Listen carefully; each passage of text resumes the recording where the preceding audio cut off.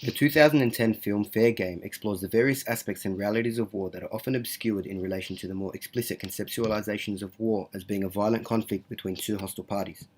The film takes the viewer behind the scenes into the United States global war on terror and gives an insight into the covert operations of the CIA and their correspondence with the White House in the lead up to the March 2003 invasion of Iraq. The companion reading I chose, entitled Why Did the United States Go to War, assisted in my knowledge of the film as it analyzes the broad consensus by various experts as to what drove America to war with Iraq, including the weapons of mass destruction narrative explored in Fair Game. Following the events of September 11, 2001, the Bush administration declared the global war on terror. The sentiment surrounding the objectives of this dire quest eventually spilled over into Iraq, with dictator Saddam Hussein being accused of acquiring weapons of mass destruction while supporting and harboring al-Qaeda and other terrorist syndicates within Iraq. This culminated in the March 2003 invasion of Iraq, also known as Operation Iraqi Freedom, which led to the ousting and execution of Saddam Hussein, an American-backed regime change, 9 years of American occupation, and a tumultuous civil war that has left countless hundreds of thousands dead and created a political vacuum within Iraq that has since been exploited and filled by many terror organizations.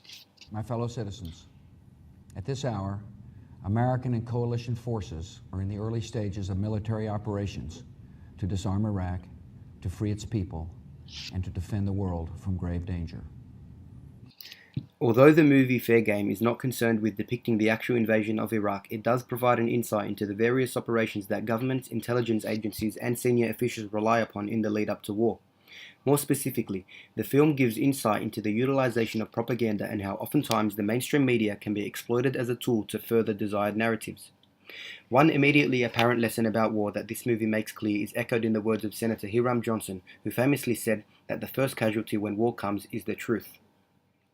Following claims that Saddam Hussein had purchased aluminium tubes and hundreds of tons of yellow cake uranium from Niger, intelligence from the United States and other countries suggested that Hussein was developing weapons of mass destruction.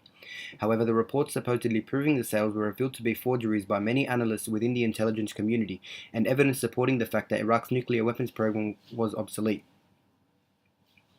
In the film, we observe Joseph Wilson on his trip to Niger to investigate these claims, concluding that the sales could not have possibly happened. By late 2002, however, this narrative was dispelled across major media networks in televised speeches by White House officials, as well as by the President himself in his 2002 State of Union address. On this pretext, the United States invaded Iraq, a decision which caused global backlash as to the legitimacy of these claims and whether or not there were other motives involved. Nonetheless, the film Fair Game addresses how the manipulation of information was a key factor in the lead up to war. Considering that it was known months after the invasion that Saddam had no weapons of mass destruction, and that the threat was inflated, the movie thus begs the viewer to ask the question, what other reasons led America into this war, and why were the American people being lied to?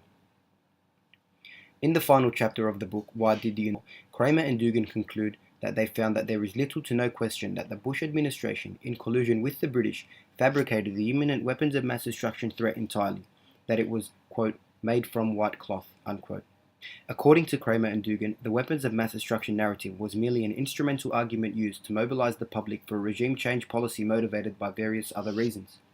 What may be suggested from this, taking Cramer and Dugan's research and Hiram Johnson's famous quote into account, and which is excellently depicted in this film, is how governments often rely on the manipulation and fabrication of information, intelligence, and data in order to facilitate the necessary conditions that make it possible for foreign policy objectives to be supported and achieved.